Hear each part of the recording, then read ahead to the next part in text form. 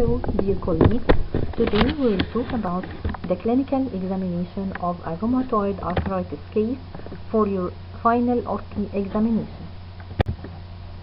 At first, you will have to take a brief history from the patient about the name, the age, the residence, and the most important is the present complaint, including the main item today is our joint. The pain of the joint, the duration of the pain, the quality of the pain, and also if it is associated with morning stiffness or no, and finally brief medical history.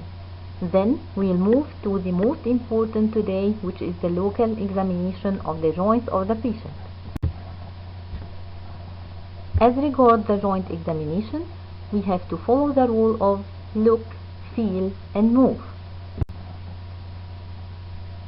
At first, you must look for the patient's hands from the dorsal aspect and also the palmar aspect. You have to focus on the joints of the patient, including wrist joint, MCPs, and interphalangeal joints. Also, you must bear the patient's hands from above the elbows to look for rheumatoid nodules and flexion deformities if it is present at the level of the elbow. As regards the hands, you must look for signs of inflammation like redness and swelling over the joints.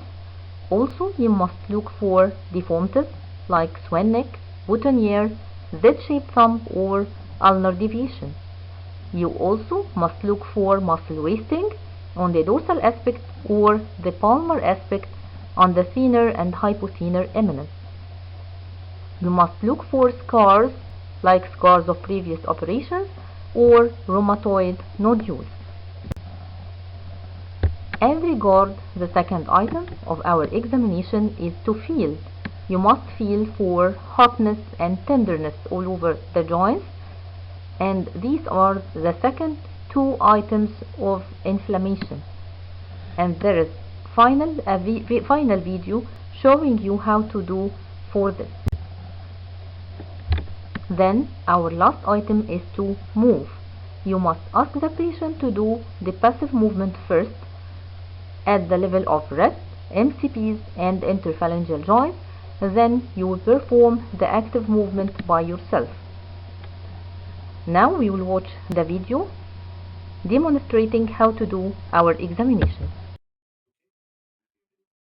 Upon entering the room, introduce yourself and confirm the patient's name and date of birth. Explain what the exam involves and confirm the patient's consent. Ask if the patient has any pain in their hands before starting. It is important to wash your hands thoroughly to prevent the spread of infection. Ensure patient is adequately exposed, bare below the elbow. Hand examination should follow the pattern of look, feel, move. Look. With the patient's palms down, look at the dorsum of the hand and wrist for any obvious swelling, muscle wasting, or scars. Is there any deformity, such as ulnar deviation at the MCP joints?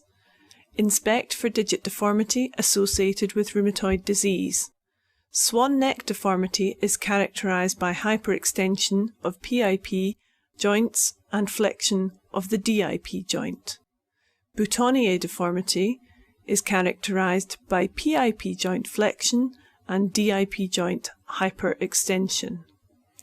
Z-shaped thumb deformity consists of hyperextension of the interphalangeal joint with fixed flexion and subluxation of the metacarpophalangeal joint.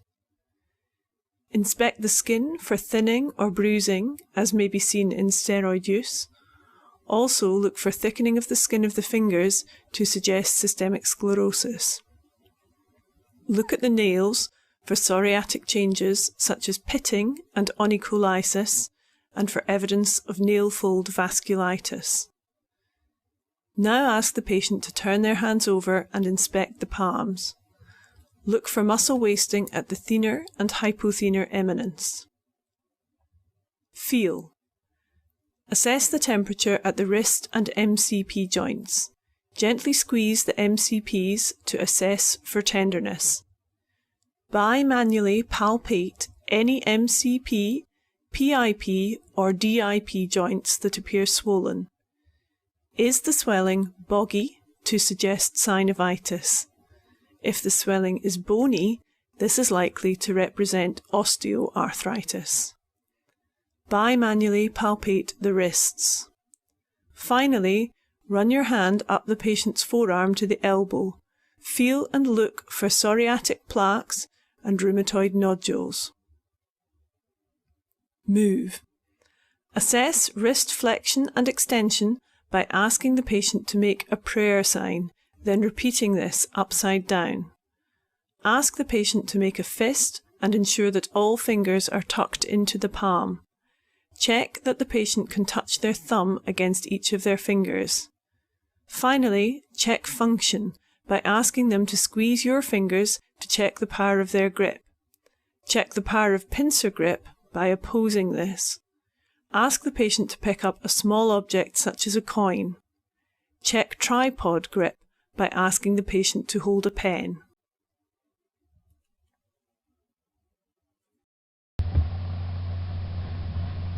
Thank you, dear colleagues, for your attention.